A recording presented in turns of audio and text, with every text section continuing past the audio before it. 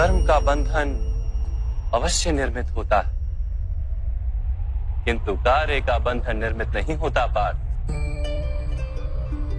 तुम्हें कर्म और कार्य के बीच क्या भेद है, ये जानना आवश्यक है। सभी कर्म कार्य हैं, किंतु सभी कार्य कर्म नहीं। कर्म उस कार्य को कहते हैं जिसके साथ फल की आशा जुड़ी। मनुष्य जब भी सुख की, संपत्ति, प्रशंसा की आशा रखकर कोई कार्य करता है तो वो उस कार्य के फल से बंध जाता है। जब किसी कर्म को फल की आशा से किया जाए तो उसे सकाम कर्म योग कहते हैं, और जब किसी कर्म को बिना किसी फल की आशा से किया जाए तो उसे निष्काम कर्म योग कहते हैं। इसी कारण से उसे बार बार जन्म लेना पड़ता है। वास्तव में मनुष्य को कोई कर्म नहीं बांधता, उस कर्म से जुड़ी आशाएं उसे बांधती।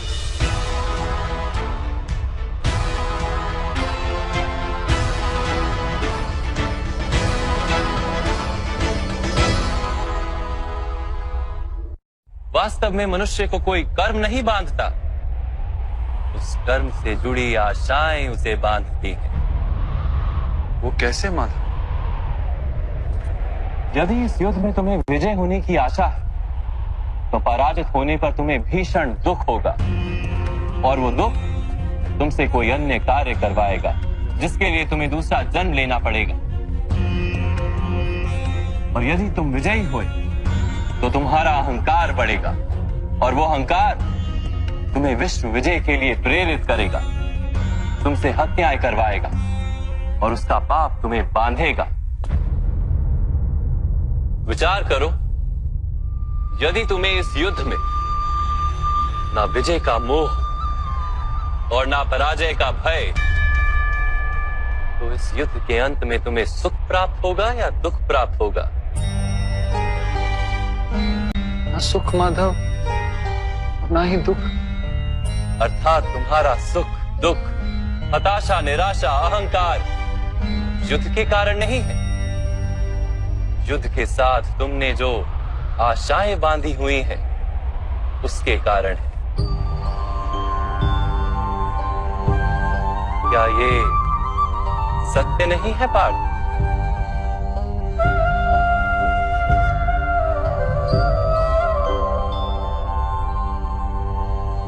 सुख दुखे समे कृत्वा लाभा लाभो जया जयो ततो युद्धाय युज्यस्व नैवं पाप मवाप्स्यसि।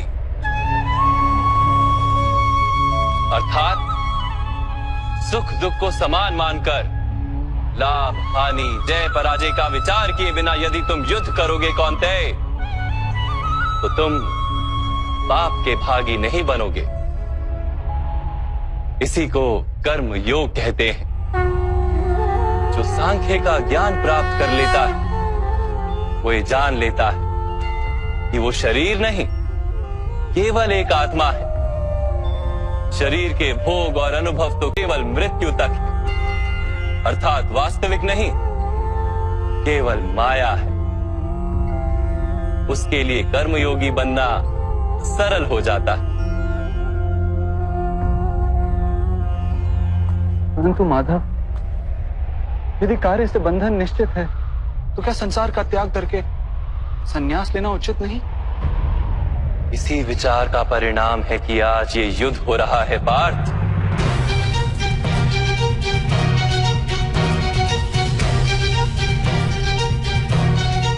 विचार करो, जब सत्व गुण से भरे धर्म को जानने वाले लोग कर्मों का त्याग करते हैं, तब अधर्म से भरे लोग भी संसार को चलाते हैं।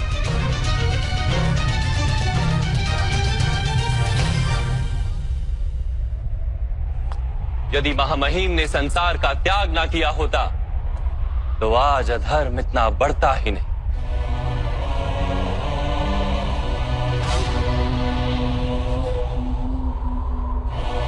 और तुम्हारे पिता ने यदि संन्यास ना लिया होता तो आज भ्राता युधिष्ठिर सुख से राज कर रहे होते।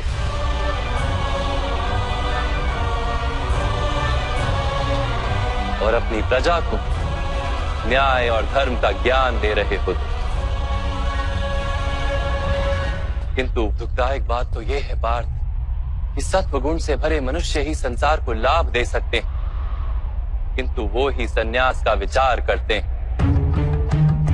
जैसे जल तो भाप बनकर उड़ जाता है और कीचड़ कीचड़ वहीं पड़ा रहता है, वैसे सत्वगुणी सज्जन लोग तो संसार का त्याग कर देते और तमस से भरे अधर्मी लोग संसार में कार्य करते हैं। इसी कारण से संसार में पाप और अधर्म बढ़ता है।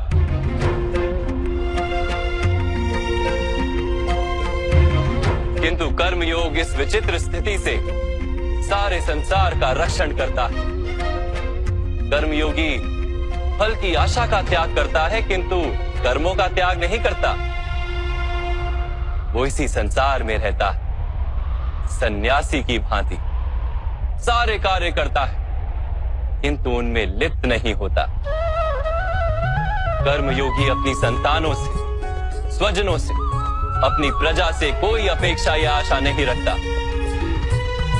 स्वयं उसे संन्यास का लाभ होता, किंतु समाज को संसारी की भांति लाभ देता। मनुष्य अपनी संतानों के सुख के लिए श्रम करता है माधव। अपनी संतान से सुख की अपेक्षा कैसे न रखे? मनुष्य अपनी संतानों के लिए जो भी करता है वो व्यापार है या प्रेम पार? प्रेम माधव।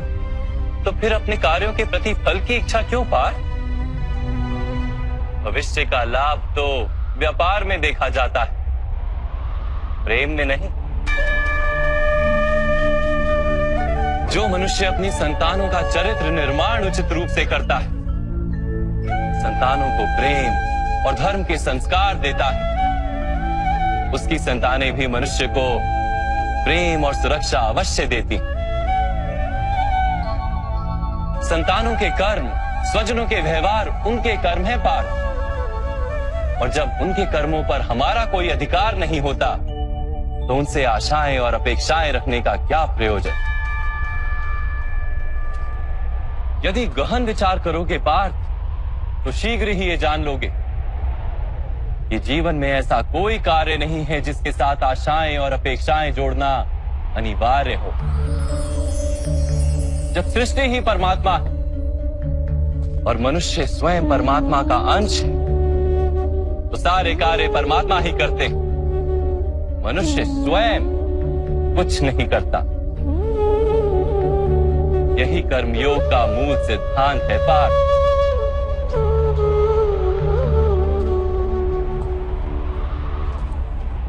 तुम्हें भी कर्मयोगी बनकर ये युद्ध करना आवश्यक है पार्थ। त्रिगुणिया विश्या वेदा निस्त्रे गुण्यो भवार्जुना निर्द्वंद्वो नित्यस्तत्वस्थो निर्योग क्षेम आत्मवान। 3 गुणों का त्याग करके निर्गुण बन जाओ पार्थ, इस द्वंद्व से मुक्त हो जाओ। सदा सत्व अर्थात परमात्मा में बुद्धि लगाकर कर्तव्य का वहन करते रहो। कुछ प्राप्त करने की इच्छा और कुछ प्राप्त किए हुए का रक्षण करने का विचार त्याग दो पार्थ, और अपनी आत्मा को स्वतंत्र कर।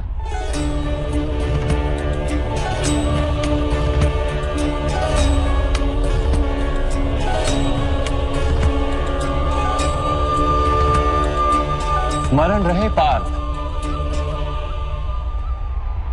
कर्मण्यवाधिकारस्ते मा फलेषु कदाचन मा कर्म फल हेतुर्भु मा ते संगोस्त्व कर्मणि। तुम्हारा अधिकार तो केवल कर्म करने का है, फल तो ईश्वर के हाथ में।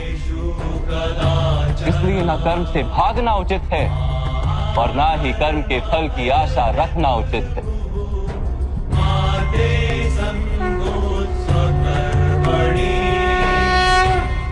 जो फल का त्याग कर दे परंतु कर्म का त्याग ना करे, ऐसे कर्म योगी को कैसे जाना जा सकता है माधव? विश्या विनिवर्तन्ते निरहारस्य देहिनः रसवर्जम रसोप्यस्य परम दृष्टवा निवर्तते। सुनो पार्थ, जो स्वाद से छूटने के लिए भोजन का ही त्याग कर देता है, वास्तव में उसके मन से स्वाद की लालसा कभी जाती ही नहीं। उसे दोहरी हानि होती है। एक तो वो निर्बल हो जाता है, जिसके कारण परमात्मा को प्राप्त करने का जो प्रयत्न अनिवार्य है उसे वो नहीं कर पाता, और दूसरा, सदा ही उसका मन स्वाद की लालसा से भरा रहता है। इसलिए भोजन का त्याग करने से उत्तम है स्वाद की लालसा का ही त्याग कर दिया जाए। कर्मयोगी अपने मन की सारी लालसाओं को खींच लेता है, जीवन को कर्तव्य मानकर कार्य अवश्य करता है, किंतु उन कार्यों से जुड़ता नहीं। और बात, जो व्यक्ति अपने कार्यों से आशाएं और इच्छा नहीं रखता, उसी के कार्य पूर्ण होते हैं। एक असफलता से दुखी होकर जिसका मन डोलता नहीं, एक सत्ता से आनंदित होकर जो स्वयं को सर्वश्रेष्ठ नहीं मानता, ऐसे ही व्यक्ति को कर्म योगी कहते हैं।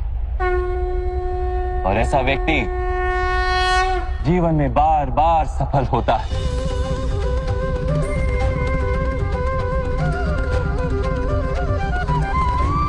ध्यायतो विषयान पुंसः संगस्तेषु पजायते, संगात संजायते कामा, कामात् क्रोधो भिजायते, क्रोधात् भवति सम्मोहः, सम्मोहात् स्मृति विभ्रमः, स्मृति भ्रंशात् बुद्धिनाशो, बुद्धिनाशात् प्रणश्यति। फल की आशा से कामना प्रकट होती है, और कामना का तो स्वभाव है असंतुष्ट रहना। असंतोष से क्रोध उत्पन्न होता है, और क्रोध से मोह जन्मता है। मोह के कारण व्यक्ति आचार और व्यवहार का ज्ञान ही भूल जाता है। ज्ञान के जाने से बुद्धि चली जाती है, अनुचित प्रकार के कार्य होने लगते हैं, और समाज ऐसे व्यक्ति का शत्रु बन जाता है, और अंत में ऐसे मनुष्य की पूर्णतः पतन हो जाता है।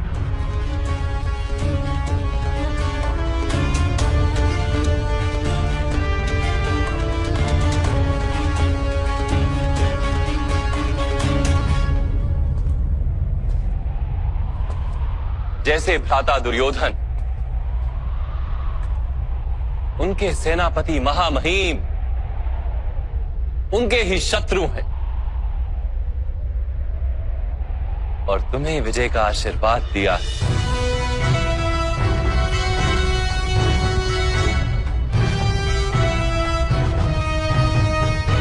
पार्थ, कर्मयोग ब्रह्म विद्या का दूसरा चरण है।